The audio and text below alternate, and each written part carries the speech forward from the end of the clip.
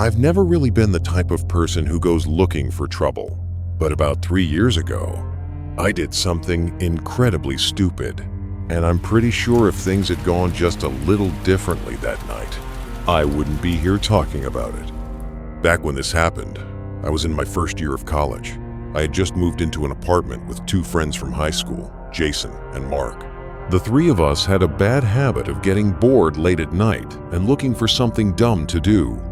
Driving around aimlessly, sneaking into places we definitely weren't supposed to be, stuff like that.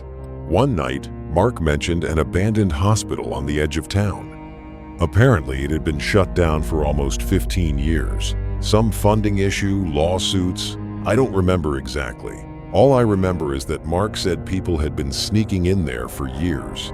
Urban explorers, photographers, teenagers looking for a thrill.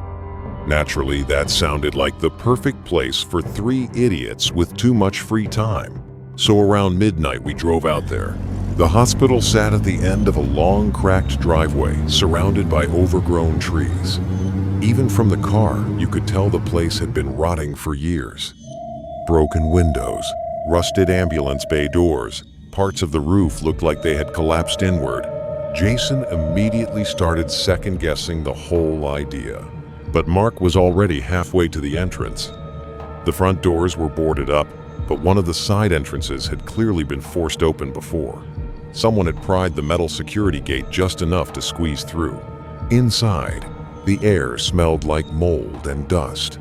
Our flashlights barely cut through the darkness.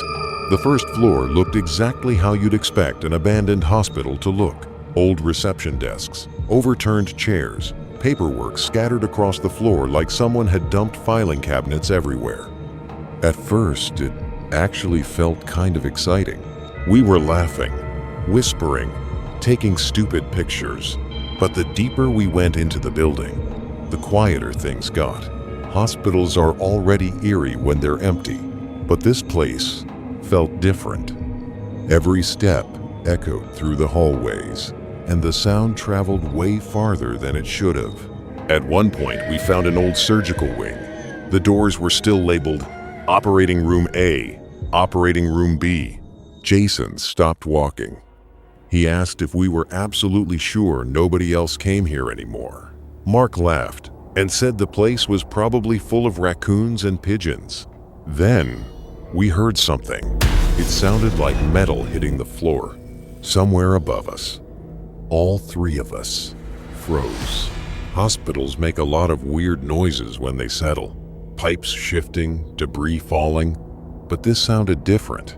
It was sharp, like someone had dropped something.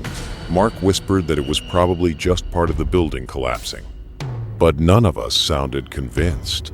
We decided to check the second floor anyway. Looking back, that was the worst decision we could have made. The staircase was narrow and pitch black. Our flashlights bounced off peeling paint and exposed wiring as we climbed. When we reached the second floor, the hallway stretched in both directions. And that's when Jason grabbed my arm. He pointed down the corridor. At first, I didn't see it. But then, my flashlight caught movement.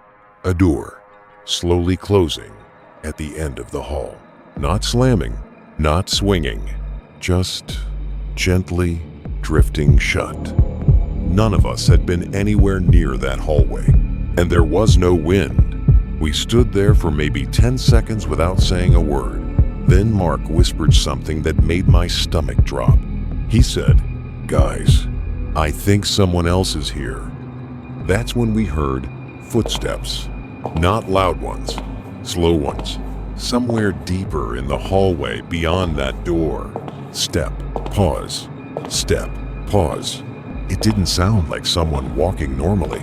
It sounded cautious. Like whoever it was knew we were there. Every instinct in my body said the same thing. Get out. We turned around and started heading back to the stairs as quietly as we could. But halfway down the hallway, we heard something that made us stop cold. A voice. Low, raspy, barely above a whisper. From behind us, it said, "Don't leave yet." None of us turned around. We ran. I don't even remember reaching the first floor. I just remember bursting out of that side entrance and sprinting back to the car like something was chasing us. None of us spoke the entire drive home. The next morning, Mark called me. His voice sounded completely different. He told me he had stayed up most of the night looking up information about that hospital. And apparently, about 10 years after it shut down, police found a man living inside the building. He had been hiding there for months, using old patient rooms to sleep, stealing food from nearby stores, staying completely off the grid. But that's not the worst part. The police report said something else. When they searched the building, they found evidence that he had been following people who broke in, watching them. From inside the walls, the officers never found him. And according to Mark, they never caught him either. So if that voice we heard that night belonged to the same person, then we didn't just explore an abandoned hospital. We walked straight into someone's home. And I still think about something he said. Don't leave yet, because the way he said it didn't sound like a threat. It sounded like he was disappointed we didn't stay.